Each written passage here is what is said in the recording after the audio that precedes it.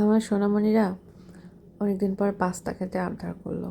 মানে ঝটপট, আমি নিজেও ব্যস্ত ছিলাম, তো কি করি হঠাৎ করে, মানে ঝটপট করে যেভাবে আর কি যতটুকু করা যায় ব্যস্ততার ভিতরে, তো ঝটপট আমি খুবই মজার একটি পাস্তা তৈরি করে ফেলেছি। অ্যাকচুয়ালি খুবই মজার হয়েছিল খেতে, এই জন্য বললাম মজার একটা পাস্তা করে ফেলেছি।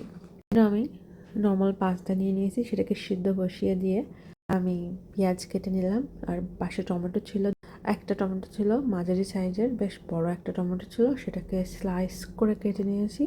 সো তেলে সব একসাথে পেঁয়াজ কিউব করে কাটা টমেটো দিয়ে একসাথে হালকা একটু নেড়ে চেড়ে তার ভিতরে প্রয়োজন মতো লবণ দিয়ে এবং চিলি পাউডার দিয়ে, হালকা চিলি পাউডার দিয়েছি, একসাথে ভালো করে মিশিয়ে নিয়ে ঢেকে দিয়েছি। ঢেকে আমি অল্প আছে একবারে লো হিটে কিছুক্ষণ রেখে দিয়েছি যাতে সব কিছু ভালোভাবে মিশে যায়।